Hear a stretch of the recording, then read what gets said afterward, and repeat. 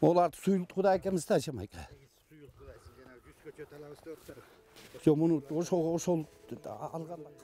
Ат башы токойчулары жылдап эмгектенип, климаттын өзгөрүшүнө каршы өз салымын кошуп жатышат. Алар жаратылышты коргоп, карагай көчөттөрдү өстүрүү менен аймакты жашылдандырууну максат кылууда.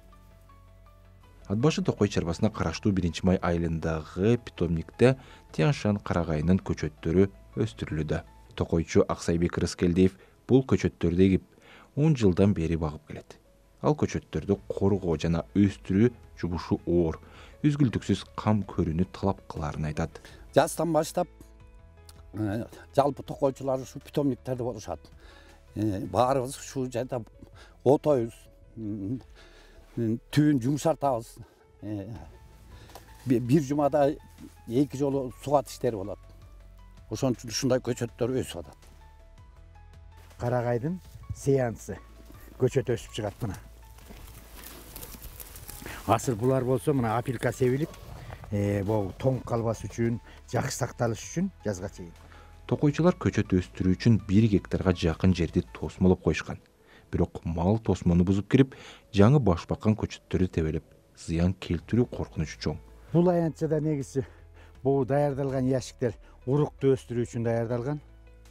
Урукту негизинен токойчулар күзүндө сентябрь айларында, октябрь айларында тоодон карагайдан тоорчактар чогултуп алышат. Анан тоорчакты кургатып, андан уруктарын күбүп, тазалап, сапырып, анан баягы Токой чарбага сактоого өткөрүп беришет. Анан жаздын күнү ошолордун уруктарын алып келип, анан ушуларга, ошу даярдалган атайын яшикчелерге айдалат. Карагайдын көчөттөрү болот. Ушул жерде бир 3 жылдай кармалат. Андан кийин 4-жылы горный посадка деп тоого даярдалат. Айдалчу жерлер. Анан ошол жерге ушул көчөттөрдү алып чыгып, анан тоолорго айдайбыз. Ийнелүү тарактар аба ырайынын турукташтырууда чоң роль ойнойт. Карагай табыгый Кышкылтек булагы. Жайыттар бузулуп, мөңгүлөр ээрип жаткан учурда Токой табыгый тең салмакты сактап турган акыркы кылкан. Токой өсүп турган, токой өсүп эле адам затына пайда да. Бул нымдуулукту да кармайт. Анан кайра кислород да чыгарат. Бизде негизи ушул көп тиги токой турган жерде кислород жакшы болот да. Анан эми муну биз дагы эле токойлорду кеңейтишибиз керек. Жанагы дүйнөсүндө болуп аткан ушул экология маселеси. Ошону биз эмне менен жардам бере алабыз? Ушул токойлорубузду коргоп, ошолордун аянттарын кеңейтип, жашылдандыруу, көрктөндүрүү иштерин көбөйтүш керек. Бул жерден эми бүт электронный эме, сугар иштери электронный да жүрөт да, муну тартсак мындай эме болот да. Бууланып сугар иштери болот да. Өзүнүн минута саат бар, ошо менен кетет. Ат башы райондук Токой чарбасынын кызматкери Эрмек Кален уулу райондун Акчар айылына жаңы салынган күнөскана тууралуу айтып берип жатат. Бул жай дүйнөлүк банктын колдоосу менен быйыл жайында курулган.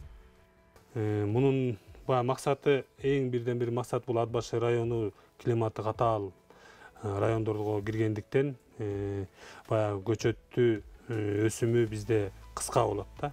Ошого байланыштуу ушу теплицаны курдук. Бул теплица менен кийин өстүрсөк, бул жерде көчөттөр өстүрсөк, бул жерде эме болот да, узак мөөнөткө өсүп, бою да бийигирээк болуп, климатташып кетет деген ойдо максатта өстүрдүк да. Бул жерге уруктан да анан черенковайтетти өстүрөбүз буюрса. Алтайский жанагы Алтай чычырканагы деп коет. Ошону черенковайтет секпип атабыз. Буюрса эндиги жыл менен жаз айлары менен черенковайтетип ушул жерге өстүрөбүз да. Экологдор Нарын облусунун климаттын өзгөрүшүнө эң алгач кабылган аймактардын катарына кошушат. Ат башыда токойлордун жоголуусу, жер кыртышынын начарлашы жана жайыттардын деградациясы бул табигый циклды бузуп, климаттык апаатка жол ачууда. Кыргызстанда токойлор өлкө аймагынын болгону 5% гана түзөт. Ал эми климаттын кескин өзгөрүшү токойлорду сактап калуу зарылдыгын 1-планга чыгарууда. Борбор Азиядагы жерди прикладдык изилдөө институтунун маалыматына ылайык, соңку 70 жылда Кыргызстандагы мөңгүлөрдүн аянты 16%га кыскарган. Бул көрүнүш ушул бойдон уланса, 2100 жылга чейин кичи мөңгүлөр толугу менен жоголуп, ак кар көк муздардын жалпы көлөмү 50%га чейин азайышы мүмкүн.